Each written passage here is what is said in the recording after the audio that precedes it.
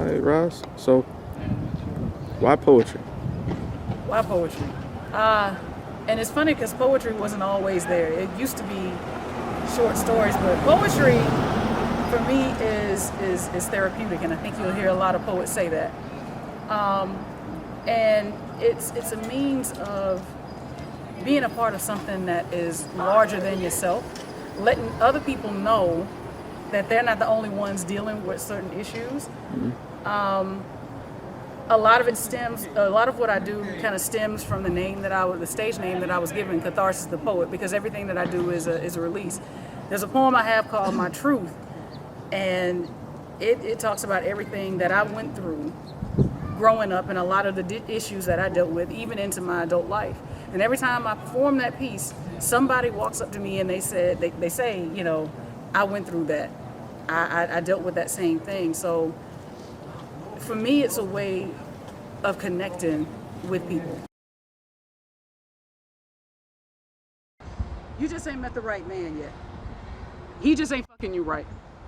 Does this mean I get to watch? But you too cute to be a type. All these questions and statements coming at me on a regular basis because it seems like my gay always needs an explanation like, why is it not understood that this is who I've always been? And I'm no less of a woman simply because my preference is not men, see. As early as age 12, I knew what crush was at first gaze.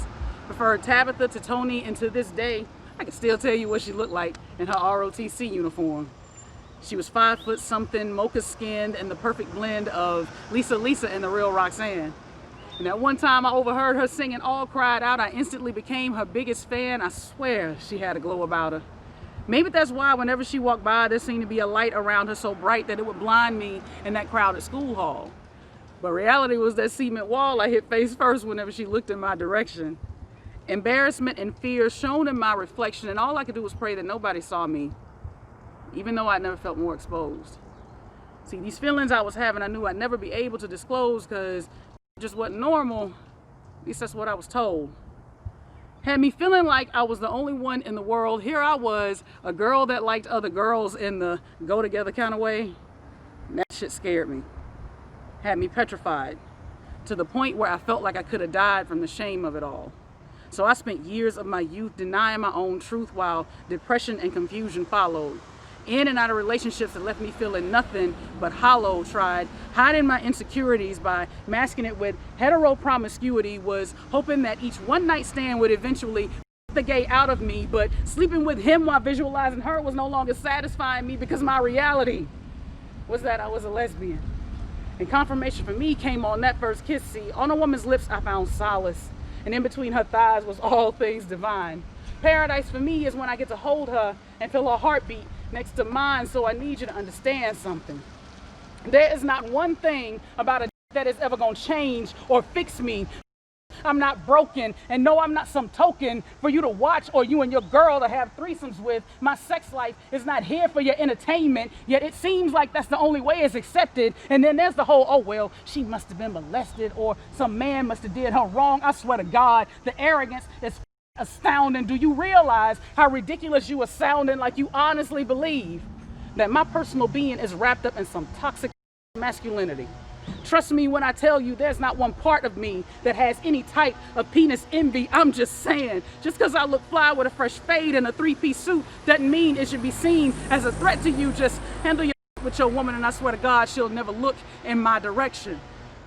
Perhaps you need to look at why this is so deeply ingrained underneath your skin, and to answer the question I know you're about to ask. No, I don't hate men. I just hate stupid shit. And I just want the chance to live in my own peace. So for God's sake, can I just be me?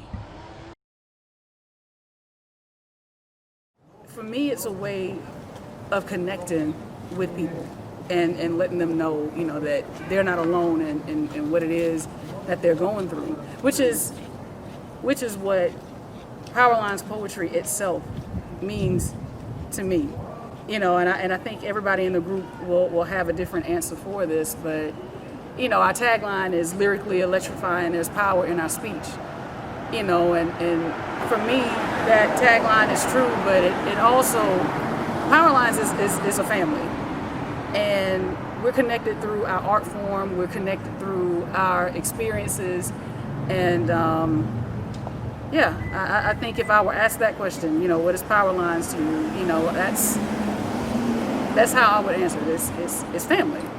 It's family, and I'm just so thankful to everybody who's a part of it.